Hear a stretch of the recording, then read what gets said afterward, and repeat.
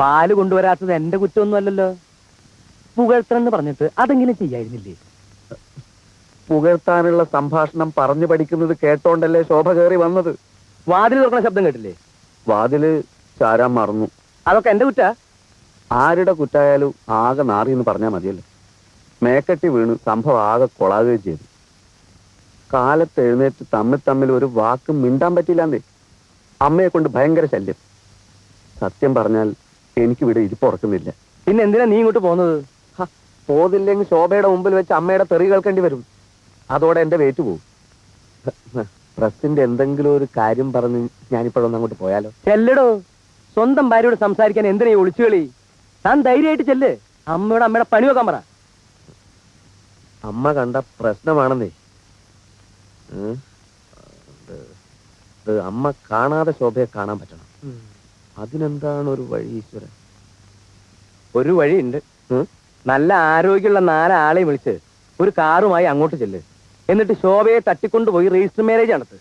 എന്നിട്ട് എവിടെങ്കിലും പോയി താമസിക്കും. അപ്പൊ പിന്നെ സുഖമായിട്ട് കാണാലോ.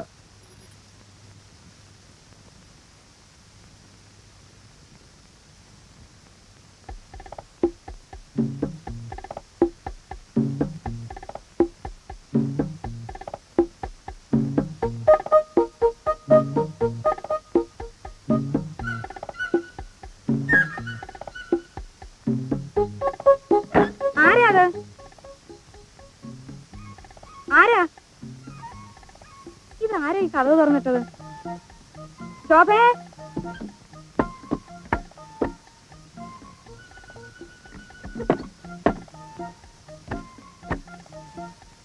ശോഭേ, വരുന്നേ.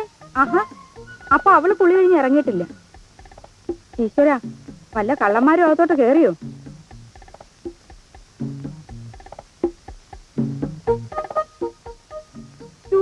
ഈ കുട്ടിയുടെ ഒരു കാര്യം. ശോഭേ, ഓ, പഴയ മാലയൊക്കെ ഉള്ളതല്ലേ? അലമാരി പൂട്ടാതാണോ കുളിക്കാൻ പോകുന്നത്?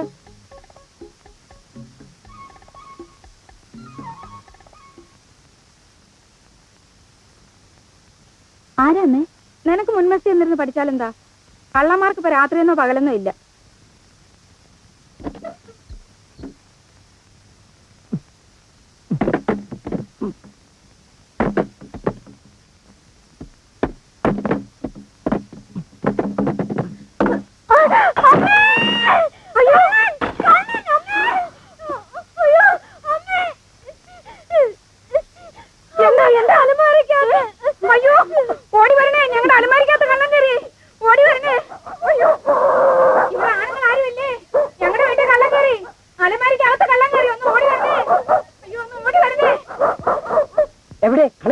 കള്ളൻ എവിടെയും പോയിട്ടില്ല. ഈ അലമാരിക്കകത്ത് തന്നെ ഉണ്ട്.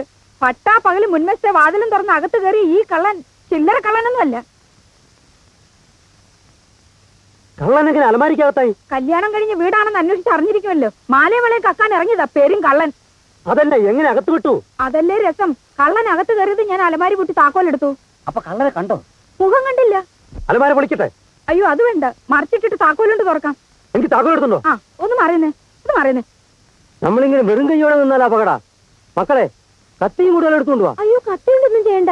ഇത്രയുമാര് ഇവന്റെ കയ്യില് തോക്കുണ്ടോ ബോംബുണ്ടോ എന്നൊന്നും അറിയാൻ മേല. ഒരു ജീവൻ മരണ കളിയാ ഞങ്ങളും കളിക്കുന്നത്. എടാ, നോക്കി നിൽക്കാതെ വല്ല വടിയും കുന്തൂക്കി എടുത്തോണ്ട് വാടക ഇങ്ങോട്ട്. ആശാനൊന്ന് പിടിച്ചാട്ടെ.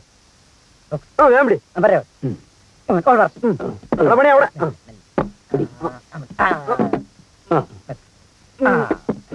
അയ്യോ, ഇതിന്റെ ഒന്നും ഒരു ആവശ്യമില്ല. വെട്ടാനല്ല സിസ്റ്ററെ, ഒരു ആത്മരക്ഷയ്ക്കാ. അടിക്കുന്നവരാരാണെന്ന് വെച്ചാൽ ഓരോ വടി വായിച്ചോളൂ. കൃഷ്ണേട്ടൻ കളരിയൊക്കെ പഠിച്ച ആളല്ലേ. ആദ്യത്തെ അടി നിങ്ങൾ അയച്ചു. അതെ, പക്ഷേ എനിക്കിപ്പം പരിശീലനം സ്വല്പം കുറവാ. നേരം കളയാതെ അടിക്കുന്നവർ മുന്നോട്ട് വന്നാട്ടെ. ഞാൻ ഇങ്ങോട്ടോ. ഞാൻ തുറക്കാൻ പോവുകയാണ്.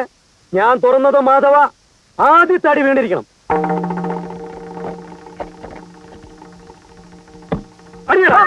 അയ്യോ, കൊല്ലല്ലേ. ഞാനാണ്.